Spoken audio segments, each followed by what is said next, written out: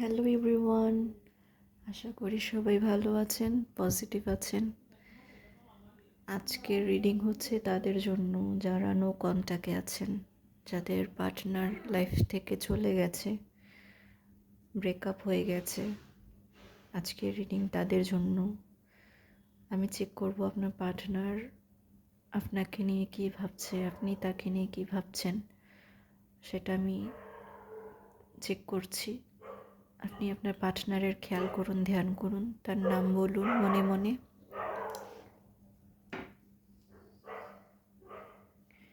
আমি চেক করছি।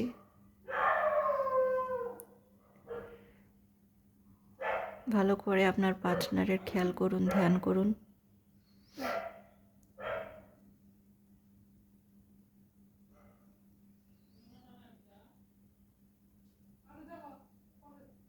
আপনি আপনার পার্টনারের জন্য অনেক পাগলের মতো ছিলেন, তার জন্য অনেক অনেক কিছু করেছেন।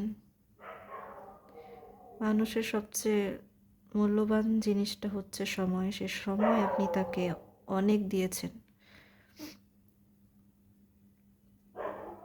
নিজে থেকে আপনি তাকে কল করতেন, মেসেজ করতেন,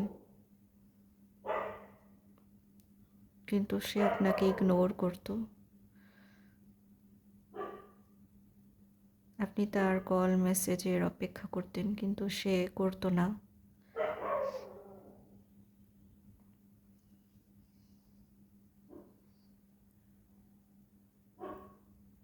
আপনি অনেকবার আপনার ভালোবাসা প্রকাশ করেছেন তার কাছে। সেও আপনাকে ভালোবাসি বলেছে, কিন্তু মন থেকে বলেনি। আপনাকে সে মন থেকে ভালোবাসেনি।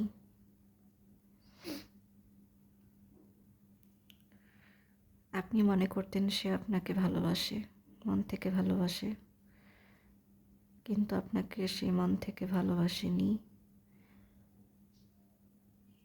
খুব অপেক্ষা করতেন আপনি তার জন্য।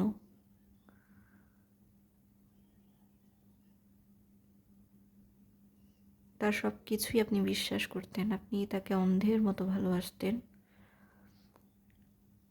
কিন্তু আপনি যেরকমটা ভালোবাসতেন তাকে, তিনি সেরকমভাবে আপনাকে ভালোবাসতে পারেনি। আপনি তার প্রতি অনেস্ট, খুবই অনেস্ট ছিলেন, মনোযোগী ছিলেন তার প্রতি, কিন্তু সে আপনাকে অত কেয়ার করেনি, লাভ করেনি। হতে পারে আপনাদের সম্পর্কটা 3-4 বছরের মতো ছিল।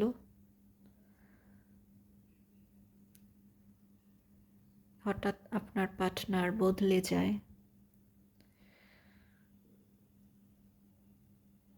আপনাকে ইগনোর করতে শুরু করে। সেটা আপনি একদমই মানতে পারছেন না, তখন পারেননি মানতে।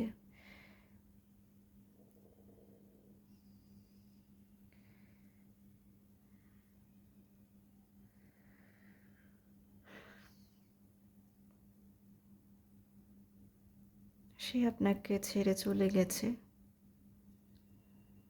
কিন্তু আমার ফিল হচ্ছে আপনাদের ব্রেকআপের অনেক দিন হয়ে গেছে। আপনি নিজেকে শক্ত করার চেষ্টা করছেন। আপনি অনেক দিন কষ্ট পেয়েছেন, তার এরকম ব্যবহারে কষ্ট পেয়েছেন। আপনি কখনো ভাবেননি সে আপনাকে ধোঁকা দিবে। আপনি তাকে অন্ধের মতো বিশ্বাস করতেন, তার মিষ্টি কথা আপনি বিশ্বাস করতেন, কিন্তু সে মন থেকে আপনাকে ভালোবাসেনি। যে ভালোবাসে না সেই ছেড়ে চলে যায়, আর যে ভালোবাসে সে কখনো যেতে পারে না।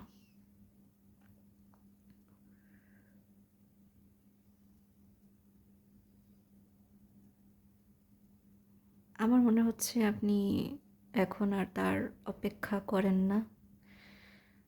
আপনি নিজেকে গুছিয়ে নিয়েছেন, নিজেকে এখন বোঝাতে পারেন, নিজের মতো করে চলতে পছন্দ করেন। নিজের ভালো মন্দ এখন নিজেই বুঝতে পারেন। আপনি একটা অন্ধকার ঘরে একটা মানুষ যদি হারিয়ে যায়, সেরকম আপনি একটা অন্ধকার ঘরে হারিয়ে গিয়েছিলেন, আপনি সেটা থেকে বেরিয়ে আসছেন। ইউনিভার্স আপনাকে হেল্প করেছে।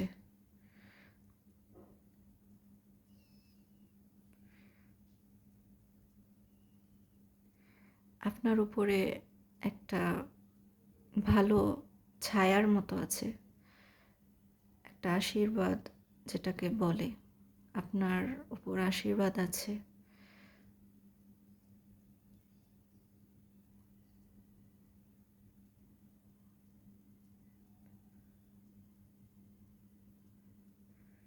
আই থিঙ্ক সে ব্যক্তি আপনার জন্য ভালো ছিল না, এর জন্য ইউনিভার্স তাকে আপনার কাছ থেকে সরিয়ে নিয়েছে।